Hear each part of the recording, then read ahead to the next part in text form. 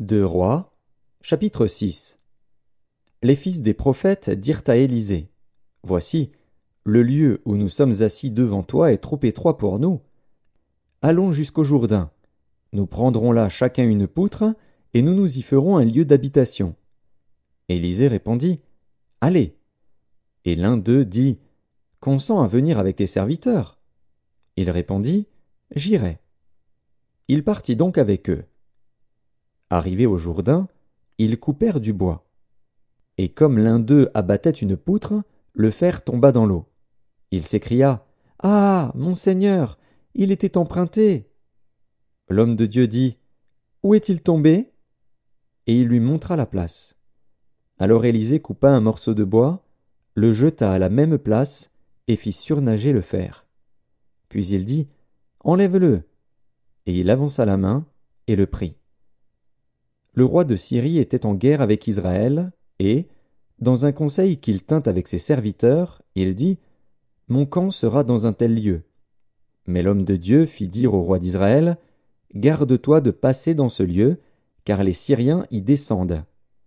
Et le roi d'Israël envoya des gens pour s'y tenir en observation, vers le lieu que lui avait mentionné et signalé l'homme de Dieu. Cela arriva non pas une fois ni deux fois. Le roi de Syrie en eut le cœur agité. Il appela ses serviteurs et leur dit: Ne voulez-vous pas me déclarer lequel de nous est pour le roi d'Israël? L'un de ses serviteurs répondit: Personne. Ô roi mon seigneur! Mais Élisée, le prophète, qui est en Israël, rapporte au roi d'Israël les paroles que tu prononces dans ta chambre à coucher. Et le roi dit: Allez et voyez où il est, et je le ferai prendre. On vint lui dire: Voici, il est à Dothan. Il y envoya des chevaux, des chars et une forte troupe qui arrivèrent de nuit et qui enveloppèrent la ville. Le serviteur de l'homme de Dieu se leva de bon matin et sortit. Et voici, une troupe entourait la ville avec des chevaux et des chars. Et le serviteur dit à l'homme de Dieu: Ah, mon Seigneur, comment ferons-nous? Il répondit: Ne crains point, car ceux qui sont avec nous sont en plus grand nombre que ceux qui sont avec eux. Élisée pria et dit: Éternel, ouvre ses yeux pour qu'il voie. Et l'Éternel ouvrit les yeux du serviteur, qui vit la montagne pleine de chevaux et de chars de feu autour d'Élisée. Les Syriens descendirent vers Élisée. Il adressa alors cette prière à l'Éternel: Daigne frapper d'aveuglement cette nation. Et l'Éternel les frappa d'aveuglement, selon la parole d'Élisée. Élisée leur dit: Ce n'est pas ici le chemin, et ce n'est pas ici la ville. Suivez-moi, et je vous conduirai vers l'homme que vous cherchez. Et il les conduisit à Samarie. Lorsqu'ils furent entrés dans Samarie, Élisée dit: Éternel, ouvre les yeux de ces gens pour qu'ils voient. Et l'Éternel ouvrit leurs yeux, et ils virent qu'ils étaient au milieu de Samarie.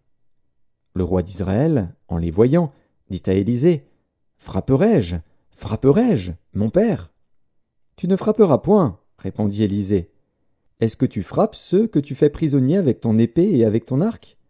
Donne-leur du pain et de l'eau, afin qu'ils mangent et boivent, et qu'ils s'en aillent ensuite vers leur maître. Le roi d'Israël leur fit servir un grand repas, et ils mangèrent et burent. Puis il les renvoya, et ils s'en allèrent vers leur maître. Et les troupes des Syriens ne revinrent plus sur le territoire d'Israël. Après cela, Ben-Hadad, roi de Syrie, ayant rassemblé toute son armée, monta et assiégea Samarie. Il y eut une grande famine dans Samarie, et ils la serrèrent tellement qu'une tête d'âne valait 80 sicles d'argent, et le quart d'un cab de fiente de pigeon 5 sicles d'argent. Et comme le roi passait sur la muraille, une femme lui cria: Sauve-moi, ô roi, mon Seigneur! Il répondit: Si l'Éternel ne te sauve pas, avec quoi te sauverai-je? Avec le produit de l'aire ou du pressoir? Et le roi lui dit: Qu'as-tu? Elle répondit: Cette femme-là m'a dit: Donne ton fils, nous le mangerons aujourd'hui, et demain nous mangerons mon fils. Nous avons fait cuire mon fils, et nous l'avons mangé. Et le jour suivant, je lui ai dit: Donne ton fils, et nous le mangerons. Mais elle a caché son fils. Lorsque le roi entendit les paroles de cette femme, il déchira ses vêtements, en passant sur la muraille.